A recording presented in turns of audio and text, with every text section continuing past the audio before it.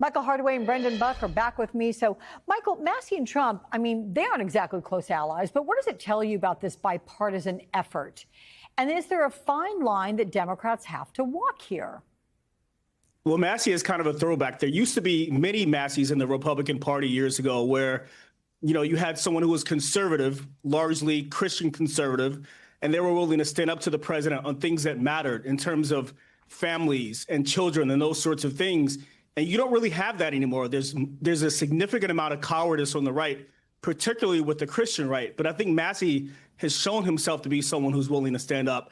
I do think as we look at this, it's shameful that the Speaker and other House Republicans are trying to avoid this particular effort. It's obviously something that should happen.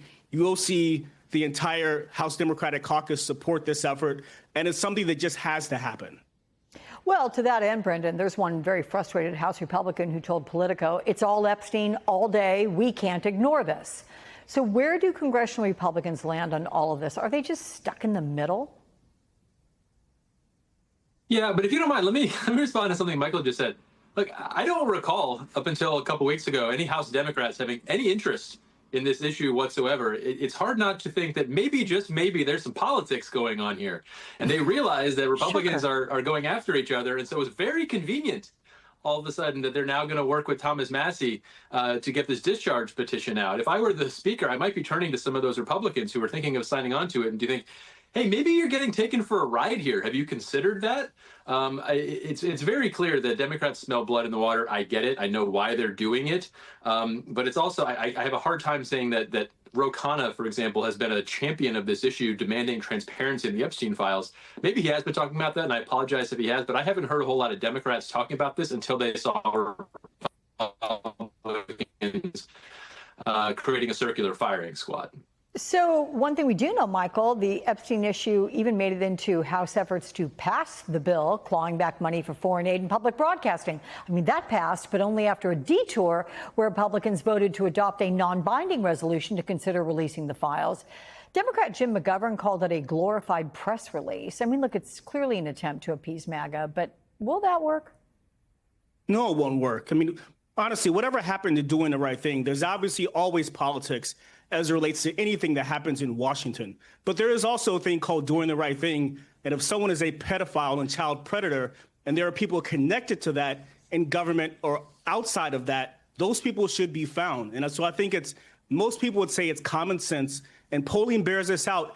It's common sense that we should say, let's have full transparency in terms of who is involved, whoever they are, should be brought to justice. I think that's just common sense.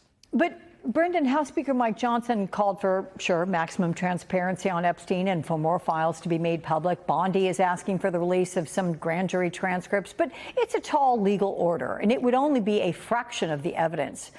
Johnson says Trump shares his view, but does he? I don't know. I wish I had more clarity what anybody is really for here. And that's what I think is driving not just sort of the people who have been invested in the Epstein stuff for years. I think any reasonable person can look at this and say, what was going on? Why did Pam Bondi say she was about to release something and then not do it? Why is Donald Trump using this sort of weird language about what is okay to release and what's not? Mike Johnson, of course, just needs to be on Donald Trump's good side. He got a little bit out of his lane and they quickly got back together with him. But Mike Johnson knows that as well as Donald Trump is finding out that there are a lot of people who vote for Republicans who are not going to be satisfied just sort of turning the page. And so I understand why he wants to get out of town. He wants to avoid this as much as he can. The problem is with the rules, eventually it's going to catch up to them, whether they have a vote on it this week or it's hanging out over all of August recess while members are back home in their districts and they're asking about it because they're going to vote on it right when they get back. Can I ask you guys how this ends? I'll start with you, Brendan. I don't think that it does end. I think it probably just continues on. People will never be satisfied with whatever is released. And I think this is probably going to dog Donald Trump for a long time. They'll have whatever vote they need to have. And it'll probably get tied up in whatever legal process. But I think that's the thing with conspiracies. You can never really put them out because there's always something else people want answers to. Last word to you, Michael.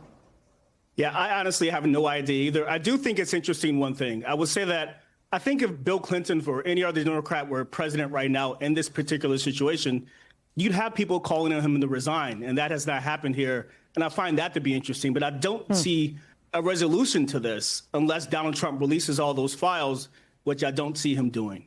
Okay, Michael and Brendan, good to see you both. Thank you, guys.